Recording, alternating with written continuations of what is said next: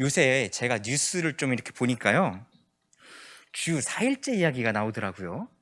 예. 보셨죠? 저만 본 거 아니죠? 예. 주 5일째 이야기가 막 나와가지고요, 시행되고 막 했던 것이 엊그제 같은데 벌써 거의 20년쯤이 되었습니다. 그래서 시간이 이렇게 지나니까 우리 삶에 완전히 정착이 되어버렸어요. 주 5일제가 시행되면서 우리들 삶도요, 워라밸이 좀 맞춰지면서 막 취미로 캠핑도 다니고 뭐 그런 사람들이 많아졌고요. 이 예배의 자리는요, 자꾸만 비어져 가고 있습니다. 네. 제가 뭐 연식이 그렇게 오래되지는 않았지만 저 어릴 때만 생각해 보더라도요, 지금 이렇게 고향교회랑 이렇게 가보면요, 텅 비어있다라는 느낌을 많이 받아요. 저 어렸을 때 제가 작아가지고 더 막 꽉꽉 차게 느껴졌는지 모르겠지만 가보면요, 많이 비어있더라고요. 얼마 전에 저희 어머니가 임직식을 하셔가지고 갔다 왔습니다. 근데 이 교회의 주인들보다 객들이 훨씬 더 많더라고요. 마음이 조금 아팠었어요. 안타까운 마음도 지울 수 없었습니다. 교회가 이렇게 비어가는 또 다른 원인 중에 하나로는요, 그동안에 우리 한국교회 강단에서 말씀을 너무나 듣는 사람들 입맛에 맞춰서 달콤하게 전했기 때문이 아닌가 싶기도 합니다. 복음 그대로 전하지 않고 듣는 사람이 죄에 좋게, 듣는 사람의 취향에 맞춰서 강단에서 너무 각색해서 전달했다는 그런 말입니다. 뭐 그 내용은 뭐 대충 이럽니다. 예수 믿으면은 경제적으로 복을 받아서 잘 살게 된다. 많이들 들었던 내용이죠, 그죠? 예수 믿으면 복을 받아가지고 사회적으로도 명망 있게 된다. 예수 믿으면은 행복해질 수 있다. 이런 이야기들 많이들 들었을 겁니다. 근데 뭐 사실 이 이야기가요, 맞는 말입니다. 그죠? 예수님 잘 믿으면요, 이대로 이루어집니다. 그런데 이것들이 목적이 된 신앙은요, 자칫하면은 기복으로 흘러가기가 쉽습니다. 뭐 이렇게 내용이 점철된 설교들을 계속 듣다 보니까 교인들이요, 결국에는 시간이 지나면서 이 모든 것들이 다 이루어지고 나니까 서서히 교회로 발걸음을 뜸하게 되어버렸어요. 교회는 막 빠져나가 버렸습니다. 우리나라도 주변을 이렇게 둘러보면요, 이제 뭐 절대적인 빈곤은 없다고 봐도 될 것 같아요. 밥 못 먹어가지고 굶는 분들은 없는 것 같습니다. 상대적인 빈곤만 있어요. 이제 뭐 어지간한 사람들도요, 어디에 가서도 사회에서 다들 인정받으면서 살아갑니다. 더 이상 뭐 물질의 복을 받지 않아도 지금처럼만 돼도 먹고 사는 데는 얼마든지 지장이 없이 생활이 영위가 되니까 뭐 쓸 것이 있으니까 더 이상 교회에 나와서 뭐 울고불고 할 것도 없고, 아니면 저 이거 안 주시면은 우리 가족 굶어 죽으니 막 이런 일도 없고요. 뭐 회를 회개하라, 사랑하자, 복 받자, 뭐 이런 이야기를 고리타분하게 들으면서 시간을 보낼 필요가 없다고 여기는 분들도 상당히 많은 것 같아요. 처녀 총각이 만나가지고 처음에 데이트할 때는요, 명아 씨, 저는 당신 아니면은 살 수가 없습니다. 고개를 드세요. 어디 가십니까? 네. 저는 당신 아니면 못 삽니다. 저랑 결혼만 해주시면은 제가 주일도 열심히 다 바쳐서 하고 가정에도 충실하겠습니다. 저와 결혼만 해주세요. 결혼만 해주시면 손에 물도 안 묻히고 살게 해주겠습니다. 이렇게 해서 꼬셨어요. 근데요, 결혼을 일단 하고 나니까요, 제 마음이요, 조금씩 무뎌져요. 분명히 나는 사랑은 하고 있는데 설거지는 하기 싫더라는 겁니다. 서서히 태도에 바뀌어. 싱크대에 딱 이렇게 봤을 때 설거지 거리가 쌓여 있으면요, 뭐 바쁜 일 있는 척, 급하게 뭐 나가야 되는 척 하면서요, 이렇게 막 밀어버릴 때가 너무나 많이 있었어요. 제 비겁한 제 모습을 반성합니다. 아내 손이 아니라 내 손에 물을 안 묻히는 이런 비겁한 저를 발견할 수가 있게 되더라고요. 결혼하기 전과 다른 이런 모습들이 보이는데 결혼 생활이 어떻게 매일매일 깨만 쏟아지고 신나기만 할 수가 있겠습니까? 물론 뭐 좋아해서 만났고 사랑했기 때문에 결혼도 했지만 그래도 한 30년쯤 이렇게 다른 환경 속에서 자라다가 만났기 때문에 분명히 문화적인 차이, 성격적인 차이, 가치관의 차이 등등 많은 차이점들을 갖고 있습니다. 막 몸을 부대끼면서 이렇게 살아가면서 애를 키우면서 만나가면서 점점 이런 것들이 드러나고요.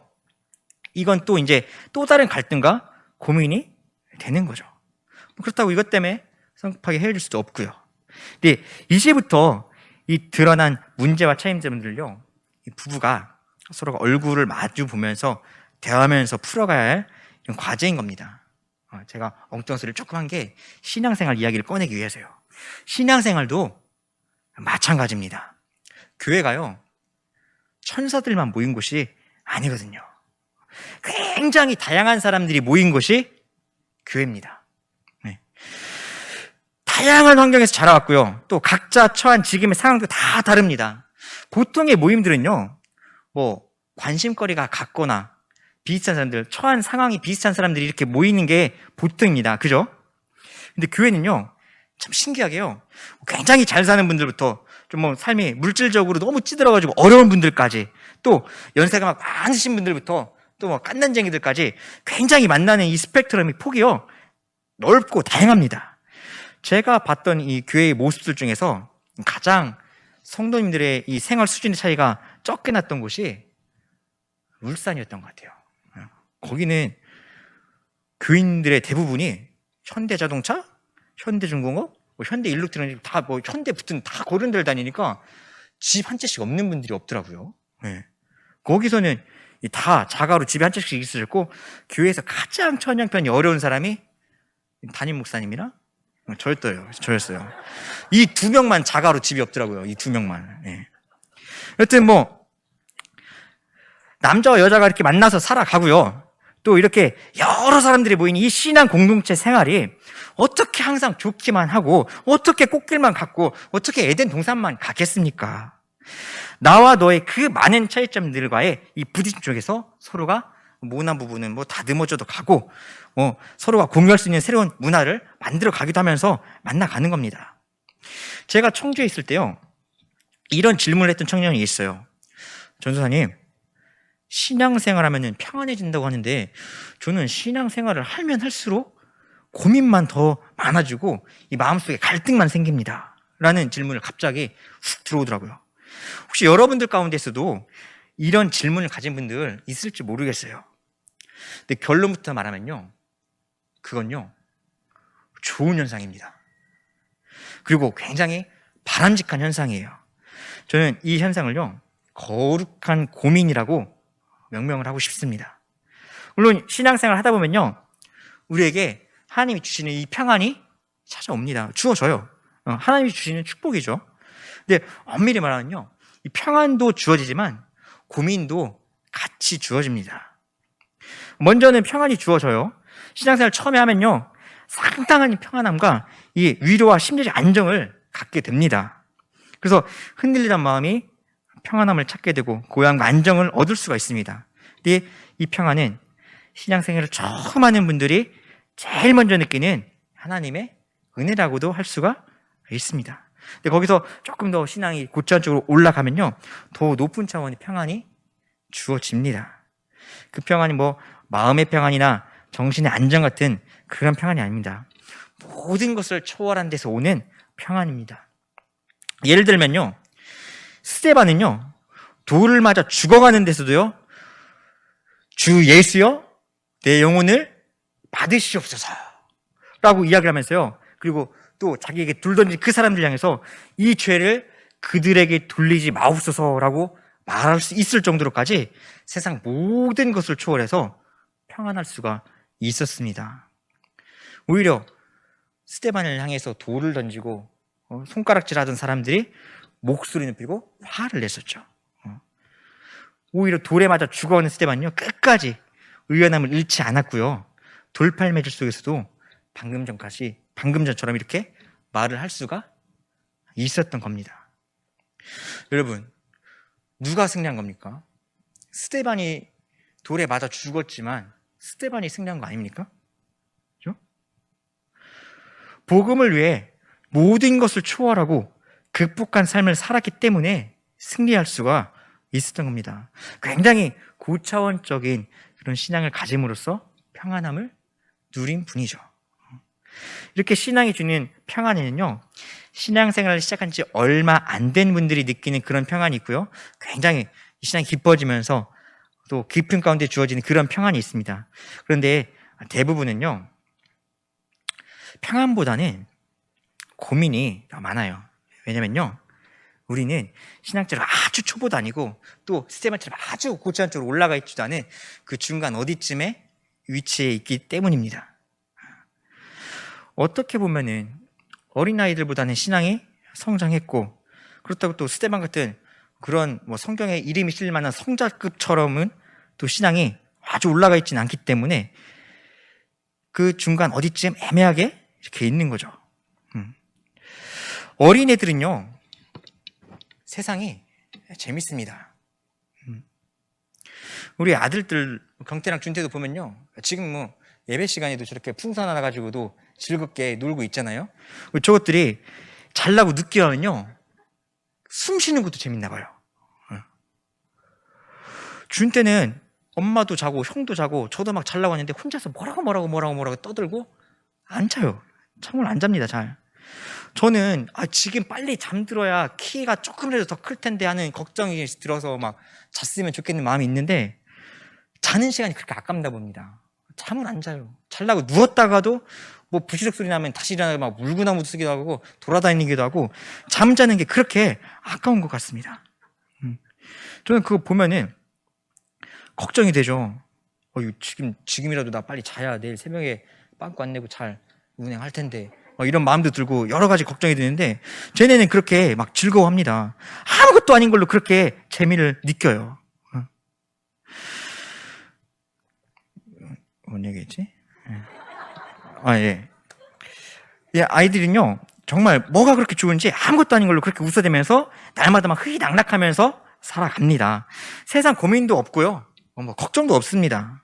이유는요, 쟤는 아직 어리기 때문입니다. 예.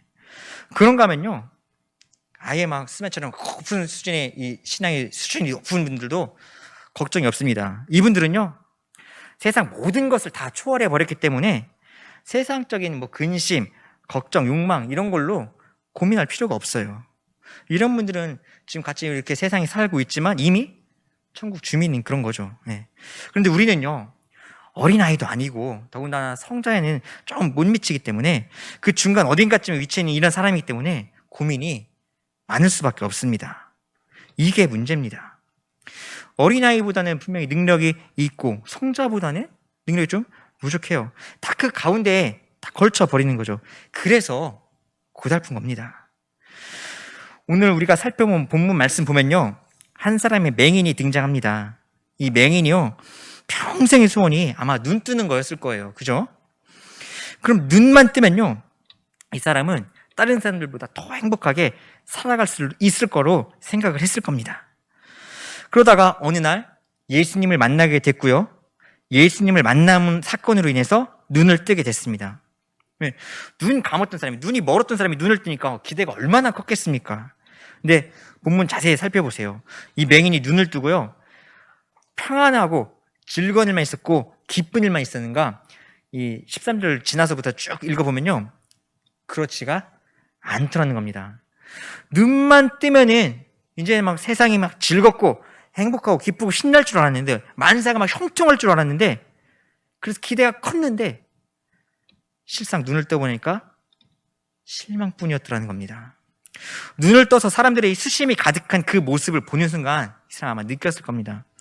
왜 사람들이 눈을 뜨고 살면서 저렇게 근심이 가득할까?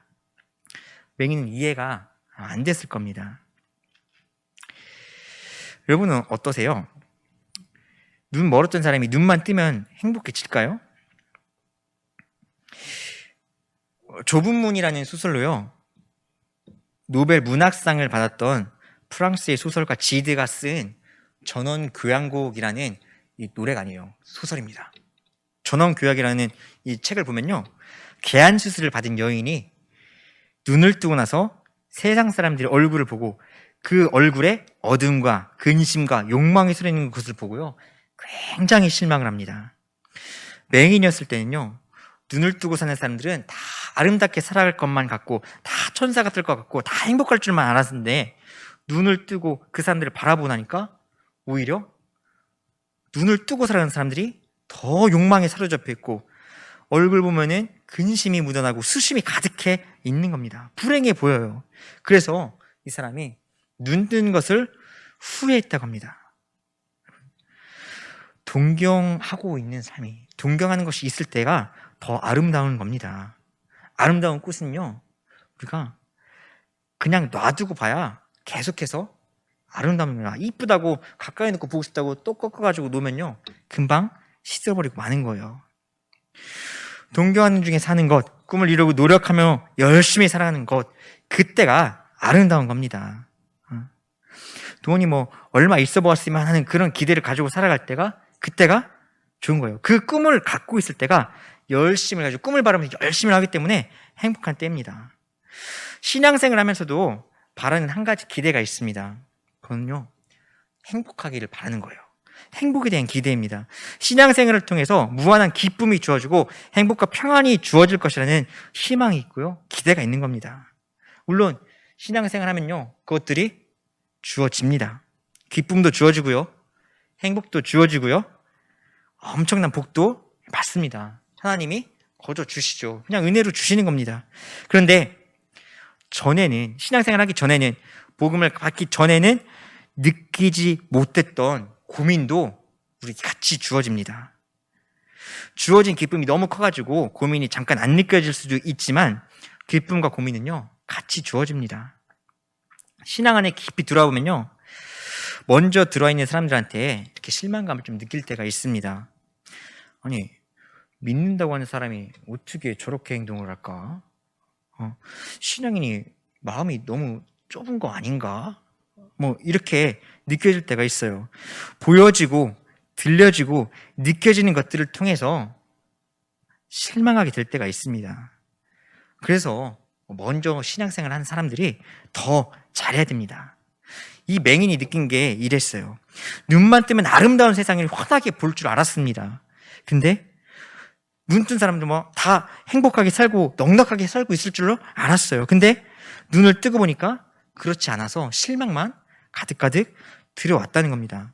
오늘 우리가 읽은 이 본문 속 맹인도요, 눈을 뜨기만 하면은 평안함을 얻을 줄 알았는데 정작 눈을 뜨고 보니까 고민부터 생기는 겁니다. 생각해 보세요. 눈을 감고 있을 때는요, 사람들이 동정을 합니다. 그래서요, 그냥 지나만 가도 토닥토닥 해주고 위로해주고, 어디 오라고 했을 때 가기만 해도 엄청 칭찬을 해줘요. 그냥 앞에서 구걸만 하고 있어도요, 동전을 던져줍니다. 불쌍히 여김을 받았던 거예요. 길을 가다가도 어디 있으면 앉아만 있어도요, 막 동전이 수북이 쌓여요. 그래서 이 맹인은 오히려 눈을 감았을 때는 먹고 사는 문제에 대해서만큼은 걱정이 없었을 겁니다. 근데 눈을 뜨고 나니까 누구도 동정을 안 해줍니다. 동전을 던져주지도 않습니다. 이제부터는 스스로 일을 해가지고 살아야 돼요. 질서 속에 들어가서 사회 질서 속에서 살아야 되는 겁니다. 그냥 구걸하고 자고 싶을 때 자고 일어나고 싶을 때 일어나고 했던 이런 단조롭던 생활이 복잡해지는 겁니다.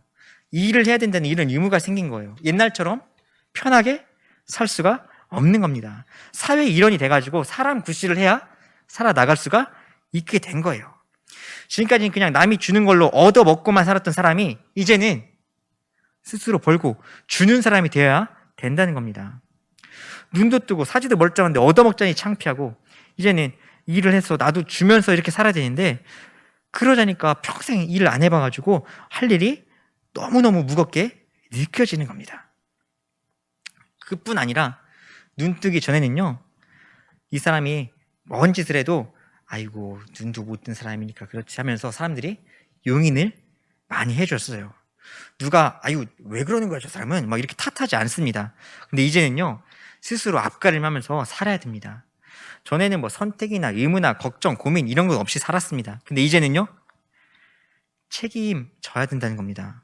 의무와 질서의 삶을 이행하면서 살아가야 된다는 거예요. 이제는 일도 해야 되고 땀을 흘려야 먹고 사는 것이 해결되는 겁니다. 이 맹인이었던 사람이 그냥 맹인으로 거지로 살 때는요, 참 편했습니다. 누구도 간섭을 하질 않았어요. 힘들게 일할 필요도 없고요. 뭐 남들에게 보이기 위해서 막 씻을 필요도 없었습니다. 그냥 마음 가는 대로 살았던 거예요. 잠도 실컷 잤고요. 근데 눈을 뜨고 나니까 세상에 갑자기 내던져지는 겁니다. 시끄럽고 소란하고 오라가라 하고 막 대질신문하고 어떻게 눈을 떴냐 막 물어보고 괴롭힙니다. 전에는 그냥 길거리에 앉아있기만 해도 동전이 생겼었는데 이제는 스스로 일을 해서 먹고 살아야 되니까 고민이 막 늘어나는 겁니다. 근데 고민 늘어난다고 해서 일하기 싫다고 해서 다시 눈을 감을 수도 없죠. 우리가 뭐 살아가기 어렵다고 해서 다시 이 맹인이 다시 거지로 돌아갈 수는 없지 않습니까? 사람이요, 사람답게 사는 게 쉬운 게 아닙니다. 그래서 고민이 많아요. 여기서 우리의 이 신앙적인 고민이 나옵니다. 여러분, 신앙생활이 이런 겁니다. 예수님 믿기 전에는요, 우리가 얼마나 편안했습니까? 아무렇게나 살아도요, 법만 어기지 않을 정도면요, 누가 뭐라고 안 했습니다. 편했습니다. 양심도 정신도 편했습니다. 아무렇게나 살아도 누가 뭐라고 하지 않았어요. 이렇게 쉬는 날이 되면요, 마음껏 잠도 자고 놀러도 가고 무슨 일을 하더라도요, 마음에 거리낄 것이 없었습니다. 근데 우리가 예수님을 알고 난 후로는요, 한편으로는 예수님을 믿음으로써 얻어지는 평안함도 있지만, 영적인 축복도 물론 주어지지만, 하나님의 자녀가 되는 복도 물론 주어지지만, 또 한편으로는요, 고민도 한두 가지가 아닙니다. 우선 양심이 우리를 막 쿡쿡 찔러와요. 믿기 전에는요, 몰라서 보이지 않았던 것이 죄로 느껴지고 죄로 다가옵니다. 죄가 보이는 거예요.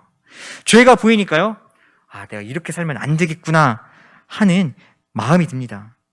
전에는 몰랐기 때문에 죄라는 게 보이질 않았어요. 근데 그래서 죄인이지만 죄인인 줄을 모르고 살았던 거죠. 근데 예수님을 만나고 복음을 접하고 우리의 눈이 뜨이고 보니까 옛날에는 보이지 않고 느끼지도 못했던 것들이 보이기 시작하고 느껴지기 시작하는 겁니다.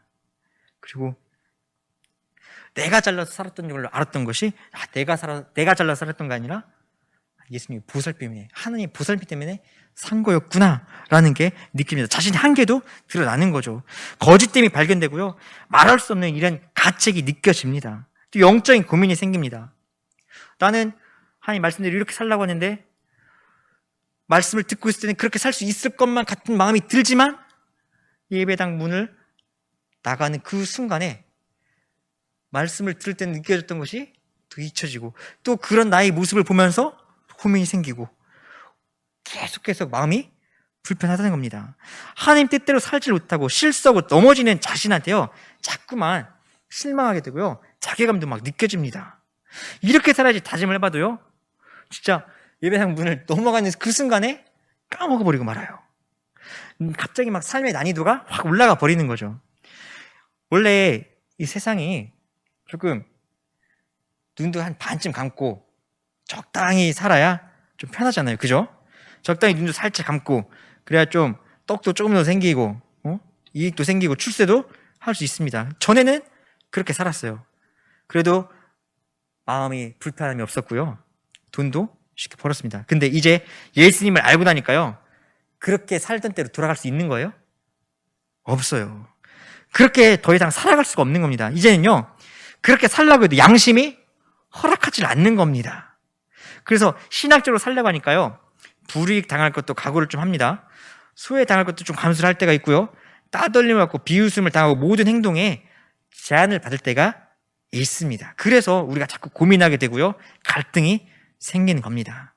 이런 고민이 바로 그리스도인이 돼야만 느낄 수 있는 그런 거룩한 고민입니다. 우리가 신앙 안에 들어와서 영적으로 눈을 뜨고 보니까 전에는 보이지도 않았고 느끼지도 않았던 이 세상의 죄가 보이고요, 부정이 크게 보이는 겁니다. 예수님을 믿고 양심을 회복하나니까요, 또 영적으로 거듭나고 보니까요, 그동안 보이지 않았던 것들이 여기서도 보이고 저기서도 보이고 자꾸만 막 한꺼번에 막 보이고 느껴지는 겁니다. 예수님을 알고 난 후에 영적인 눈을 떠서 이 광명의 세계를 보고 영적인 세계를 보고 구원의 세계를 보고 나니까 세상이 시끄럽고 가슴이 찔리고 양심이 찔린 일들이 많아진 겁니다. 전에는요, 적당히 살았어요. 편하지 않게. 적당히 눈 감고, 적당히 넘기고, 적당히 흥청하고, 그러면서 살았습니다. 그렇게 살 때는요, 마음도 편하고, 정신도, 양심도 편했습니다. 그런데 예수님을 알고 난 후에는 그렇게 살 수가 없는 거예요. 그렇게 살자니 양심이 막 괴롭고, 양심대로 살자니 손해를 봐야 되고, 불이익을 감수해야 될 때가 많고, 여기서 우리의 정신과 이 마음이 복잡해져 오는 겁니다. 그래서 갈등이 생기고 고민이 많아지는 겁니다. 진정한 그리스도인으로 살려면요, 고민을 많이 하면서 살아가야 됩니다.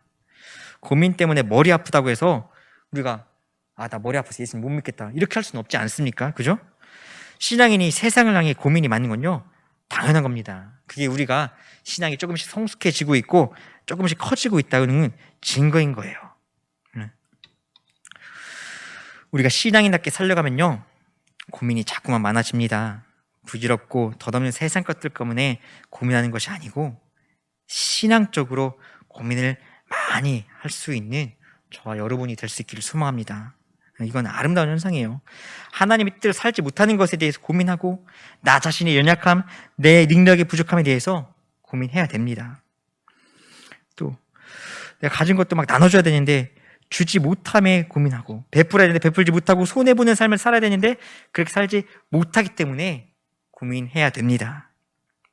그렇게 고민하는 것들 가운데에서 우리의 신앙이 성숙해져 가고요, 주님의 뜻을 이뤄가는 그런 삶이 될 줄로 믿습니다. 어린아이가 한 걸음 한 걸음 성장해 가는 것처럼 우리도 그렇게 한 단계 한 단계 성숙해져 가는 겁니다. 때로는 이 과정 중에 아픔도 있고 넘어질 수도 있지만 신앙인에게 그건요, 성숙해져 가는 과정입니다. 여러분, 많이 고민하십시오. 세상적인 고민들, 진로에 대한 고민, 투자에 대한 고민, 이런 것들 말고 거룩한 고민을 할 수 있는 우리 우아 영생교회 교우님들이 다 될 수 있기를 간절히 소망합니다. 기도하겠습니다.